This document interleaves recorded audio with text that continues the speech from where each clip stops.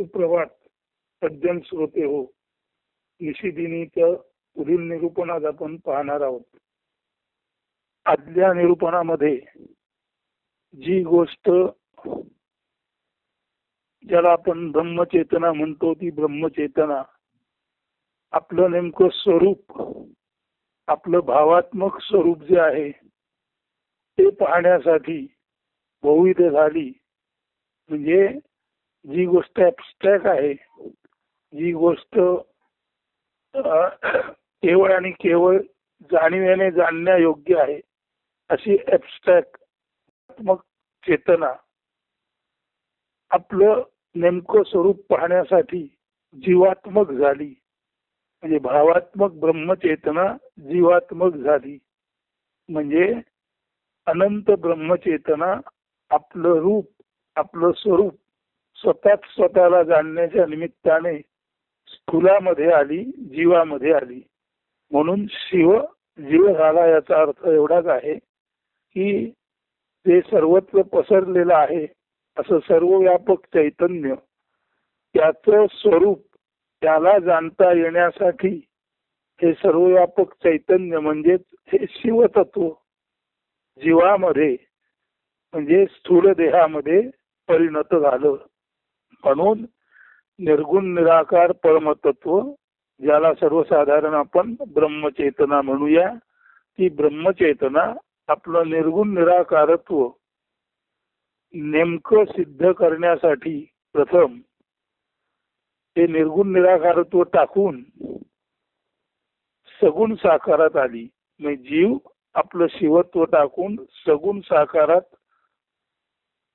म्हणजे शिव निर्गुण निराकार तत्व ब्रह्मचेतना आपलं ऑमनी प्रेझेंट सर्वव्याप्तता जी आपली आहे ती त्याच्या लक्षात जरी आली तरी सर्वव्याप्तता म्हणजे सर्वत्र पसरून असणं.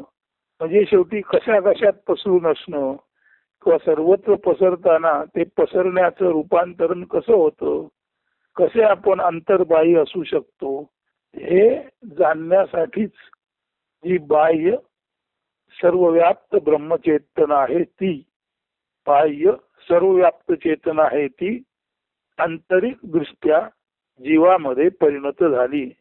म्हणून शिवतत्व हे अनादि अनंत बाह्य ब्रह्मचेतनेचं रूप आहे.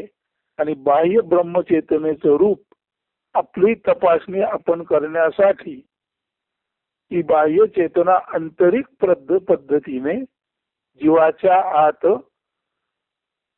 चैतन्य म्हणून किंवा प्राण म्हणून निर्माण झाली. आणि जीवाच्या आतील प्राण ही बाह्य ब्रह्मचेतनेची जीवांतर्गत अनुभूती म्हणून शिव ही बाह्य ब्रह्मचेतना आहे, ती इन्फिनिट आहे, ती अनंत आहे. आपलं अनंतत्व नेमकं तपासून पाहण्यासाठी, त्याची चव, त्याची रुची, त्याचा स्वाद नेमका समजून घेण्यासाठी हेच शिवतत्व जे सर्वव्याप्त आहे ते जीवाच्या आत प्रकट झालं. आणि जी गोष्ट ऍबस्ट्रॅक्ट आहे, जी गोष्ट भावात्मक आहे, तीच गोष्ट स्थूलात्मक म्हणून जीवामध्ये निर्माण झाली. म्हणून एकोहम बहुश्याम म्हणताना एवढं एकच लक्षात घ्या की अनंत ब्रह्मचेतना जिच्यामध्ये सतत असणं हा मुख्य गुण आहे आणि सतत असणारी ब्रह्मचेतना सर्वत्र आहे. म्हणून तीच सर्व शक्तिमान आहे. अशी सर्वत्र असणारी सर्व व्यापक गोष्ट हीच सर्व शक्तिमान गोष्ट आहे. आणि आपलं सर्व व्यापकत्व आणि सर्व शक्तिमत्व नेमकं अनुभवण्यासाठी त्याच ऍबस्ट्रॅक्ट गोष्टीला, त्याच भावात्मक गोष्टीला, किंवा खरं सांगायचं म्हणजे भाव आणि अभाव याच्या पलीकडे असलेल्या त्याच भावातीततेला भावामध्ये म्हणजे कुठल्या तरी जाणीवेमध्ये यावंसं वाटलं आणि कुठल्या तरी जाणीवेमध्ये येऊन सर्व जाणण्याच्या निमित्ताने हेच शिवतत्व जीवरूपाने विविध झालं. म्हणून एकोम बहुश्याम याचा अर्थ एवढाच आहे, अनंत ब्रह्मचेतना जी भाव आणि अभाव याच्या पलीकडे आहे ती आपण नेमके कोण आहोत हे जाणण्यासाठी भावातीत असलेली ब्रह्मचेतना भावात्मक रित्या प्रकट होण्याच्या निमित्ताने ही चेतना जीवामध्ये जीवांतर्गत प्राणशक्ती म्हणून निर्माण झाली आणि जीवाच्या आतून तिने आपल्या भावातीततेचा जो भाव होता तो टाकून जीवाच्या आतून तिने भावाचा अनुभव घेतला आणि जीव गेल्यानंतर परत ती भावरहित भावात जाते. म्हणून भावातीत चेतना जीवाद्वारे भावामध्ये येते आणि भावामध्ये येऊन आपलं सर्व व्यापकत्व, आपलं सर्व शक्तिमानत्व आणि आपलं सर्व जाणणारं ज्ञान, सर्वज्ञत्व ती तपासून पाहते. तर अशाच तऱ्हेने या ब्रह्मचेतनेला आपलं संपूर्ण रूप अनुभवण्यासाठी जे व्हावंसं वाटलं त्याला आपण म्हणतो एक अहम बहुश्याम प्रजाय. म्हणजे परमेश्वराला एकट्याला चैन पडलं नाही आणि तो बहुश्याम पद्धतीने एकच शिव जीवरूपात आला. तो एकच शिव जीवरूपात येताना शिवाने आपले शिवत्व, आपलं परम पवित्र अस्तित्व, आपलं एकमेवत्व, आपलं अनन्यत्व नेमकं तपासून पाहायचं झालं तर अनन्यत्व जेव्हा अनन्यत्व म्हणजे एकत्व आणि अन्यत्व म्हणजे बहुत्व. जेव्हा अनन्यत्व म्हणजे एकत्व बहुत्व धारण करून तपासलं जातं आणि तेव्हाही सुद्धा बहुत्व धारण करून सुद्धा एकत्व हे एक म्हणून एकच राहतं असा जेव्हा अनुभव येतो तेव्हा त्याला एकोहम म्हणजे हे जे एक तत्व आहे त्याने आपलं एकत्व अनुभवण्यासाठीच जाणीवपूर्वक बहुतत्व स्वीकारलं किंवा बहुत्व स्वीकारलं. शिवाने आपलं एकत्वच तपासून पाहण्यासाठी जीवत्व स्वीकारलं आणि एकानेच अनेकानेक जीवामध्ये प्रवेश करून अनेकानेक तऱ्हेने आपल्या एकत्वाचा विविध पद्धतीने अनुभव घेतला आणि शेवटी हे विविधता असली तरी मूळ एकच आहे जाणल्यानंतरच तो एकोहम बहुश्याम प्रजाय म्हणजे मी एक असून बहुत झालो. कारण मला माझं एकत्व तपासायचं होतं.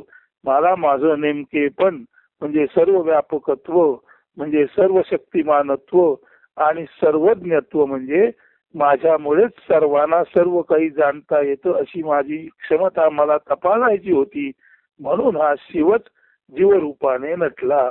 म्हणून शिव जीवरूपाने नटला याच्या पाठचं सूत्र एवढंच आहे की एकाला आपलं एकमेव अद्वितीयत्व तपासून पाहण्यासाठी बहुविध धारणा करून सर्व अनुभवातून स्वतःला पटवून घ्यावं असं वाटलं की मी बहुविध झालो तरी सुद्धा माझं एकत्व अनन्यत्व हे बिलकुल एकम एव द्वितीयम नास्ती असं आहे. तेव्हा या परमेश्वराने आपलं अनन्यत्व स्वतः प्रथम तपासून पाहिलं आणि हाच आपल्या अनन्यत्वाचा उपदेश नंतर गीतेमध्ये कृष्ण अर्जुनाला देतो.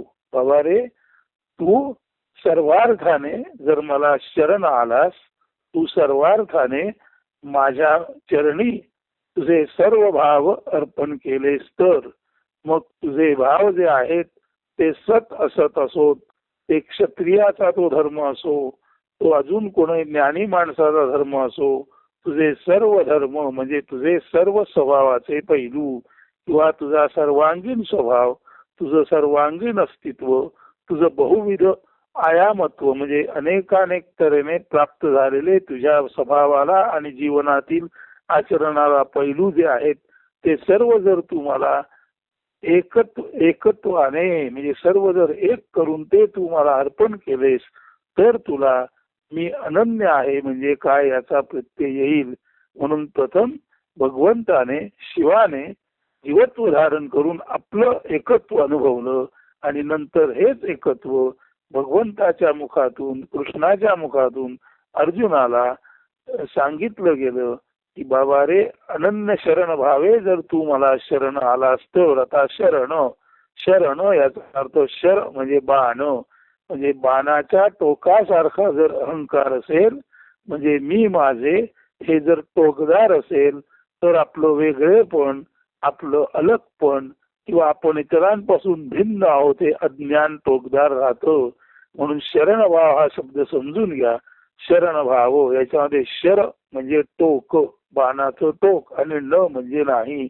म्हणजे जर व्यक्तिगत अहंकार मी माझेपण बाणाच्या टोकासारखे तीक्ष्ण नसेल तर, म्हणजे व्यक्तिगत अहंकार किंवा मी माझेपण याचा बडेजाव नसेल तर, केवळ मी आणि मी हे जाणीव तत्व आहे, अन्यथा मी इतरांपासून वेगळा नाही, सर्व जे आहेत हे सर्व आणि मी वस्तुतः अनन्य व्हावे, शिव आहोत, श्रीकृष्ण आहोत, ईश्वर आहोत, भगवंत आहोत, हे ज्याला कळलं तो आणि तोच माणूस त्या ज्ञान मार्गाने सर्व काही करून सुद्धा परमेश्वराशी अनन्य भावे जोडला जातो. अशी अनन्य भावे जोडला जाणं म्हणजे देव भक्तांना देवच होऊन उरणं, भक्त नाहीसा, देवाची पूजा करणारा नाहीसा होणं आणि देव आणि पूजा करणारा ज्याची पूजा करतो तोच उरणं. म्हणजे देव पाहताना देव भसताना देवच उरला आणि पाहणारा गेला.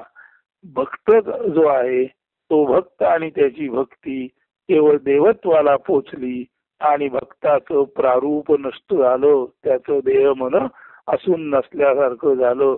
असं जेव्हा तल्लीन मूळ एक असलेल्या रूपामध्ये जेव्हा अनेकातील कोणीही एकरूप होतो, लीन त्याच्यामध्ये लीन होतो, तेव्हा जी सायुज्यता प्राप्त होते, तेव्हा जी मुळाशी एकात्मता प्राप्त होते, त्यालाच अनन्यत्व म्हणतात.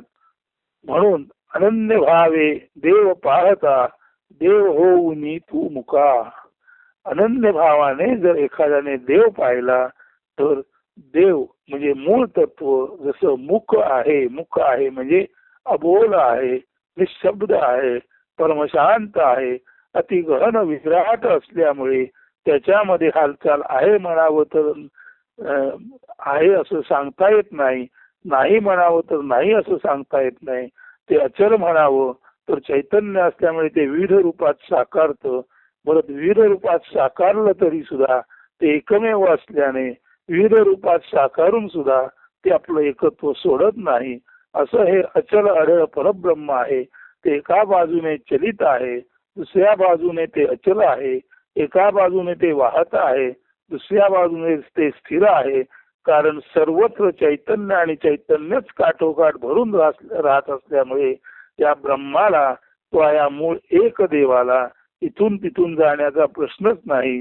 सगळीकडे तोच सर्व व्याप्त आहे, सगळीकडे तोच सर्व शक्तिमान आहे आणि सगळीकडे तोच विविध रूप धारण करून सुद्धा त्या विविध रूपातील सर्व मानवांना ज्याच्यामुळे ज्ञान प्राप्त होतं, ज्याच्यामुळे जाणता येतं, अशी सर्वज्ञता त्या विविध रूपातील मानवांना फक्त त्याच्यामुळेच प्राप्त झालेली आहे.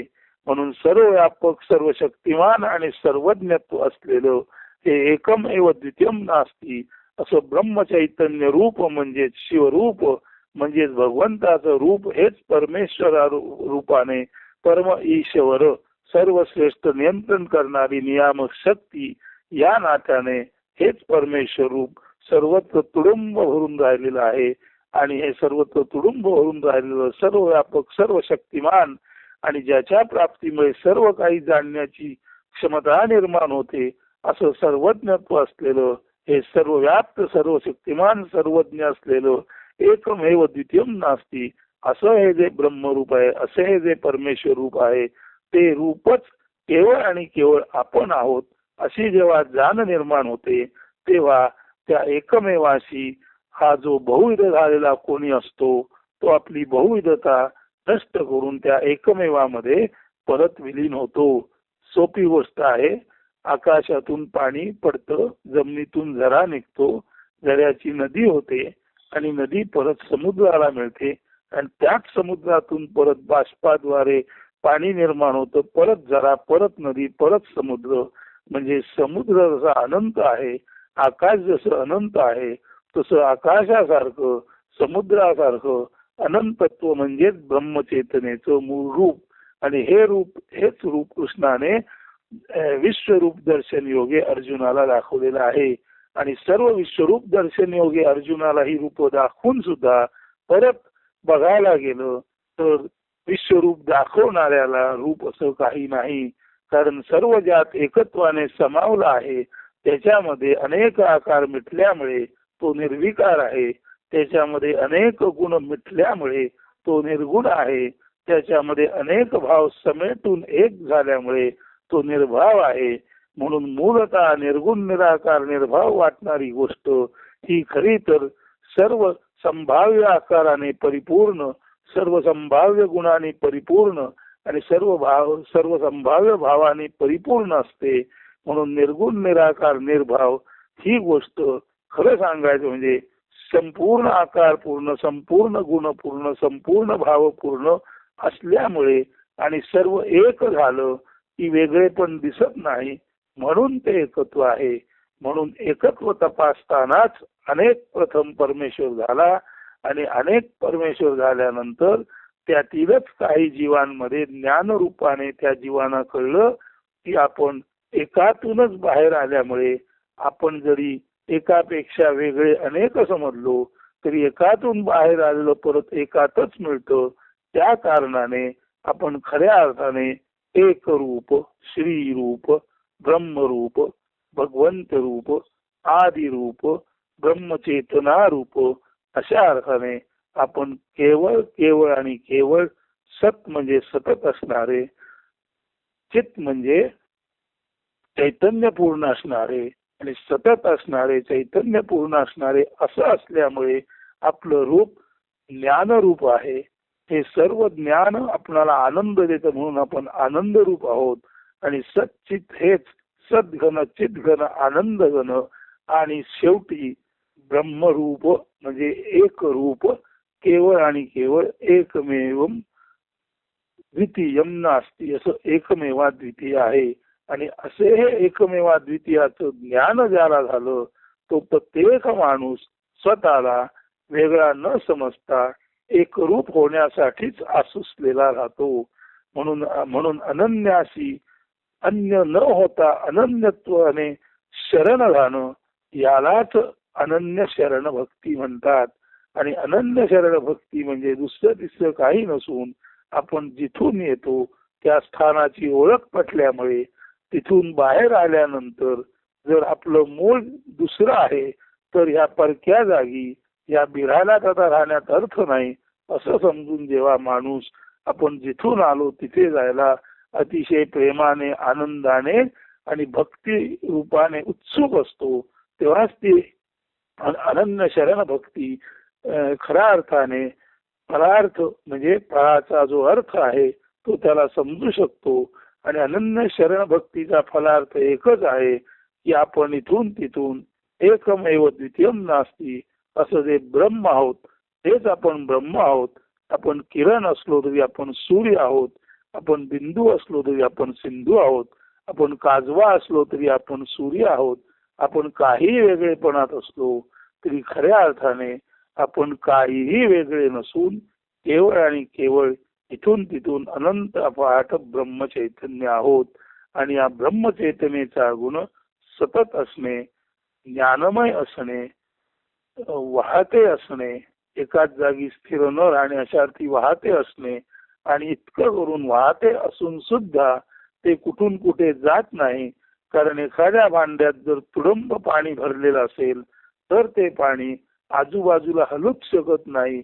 फक्त अशा पाण्याला जाणीव रूपाने जेव्हा बुडबुडे यावेत तशा पद्धतीने खालून वर जी उकळी फुटल्यासारखी स्थिती होते. पाण्याने भरलेलं भांड हे आजूबाजूला हलत नाही कारण ते काठोकाठ भरलेलं आहे आणि ते अगदी तोंडापर्यंत सुद्धा भरलेलं आहे. अशा वेळी ते हॉरिझॉन्टल म्हणजे समांतर हलत नाही, परंतु त्या आपल्या पूर्ण असण्याचाच भार वरून खाली सहन न झाल्यामुळे खालून जसे बुडबुडे रूपामध्ये स्फुरण येतं तसंच ज्ञानी माणसाला कुठेही न जाता त्याला बसल्या जागी हे जे स्फुरण येतं ते स्फुरण म्हणजे दुसरं तिसरं काही नसून आपण बहुविध नसून आपण एकच आहोत. या ज्ञानाची संपृक्तता त्याला आतल्या आत शिवस्फुरण निर्माण करून देते. आणि या शिवस्फुरणातून जे बाहेर पडतं त्यालाच खऱ्या अर्थाने निरूपण म्हणतात. म्हणजे ज्याला रंग रूप नाही अशा निर्गुण निराकार निर्भावाचं रूप प्रत्यक्ष सांगण्याची हातोटी क्षमता सरस्वतीच्या रूपाने प्राप्त झालेली प्रतिभा, हीच ती प्रतिभा एका जागी बसलेल्या ज्ञानी माणसाला जागा न सोडता सुद्धा त्याच्या हृदयातून जसं पाण्याच्या तळातून पृष्ठभागावर बिंदू यावेत तसं नाभीपासून त्याचं स्फुरण हृदयाच्या स्तरापर्यंत मनाच्या स्तरापर्यंत येतं आणि ते जाणवलेलं तो आपल्या मूळ कोऱ्या स्वभावामध्ये त्याला हे जाणवलेलं ब्रह्मचेतनेचं रूप तो लोकांना सांगून मोकळा होतो, परत रिकामा होतो, रिकामा झाला की परत ते सांगितलं होतं, परत मोकळं होतं.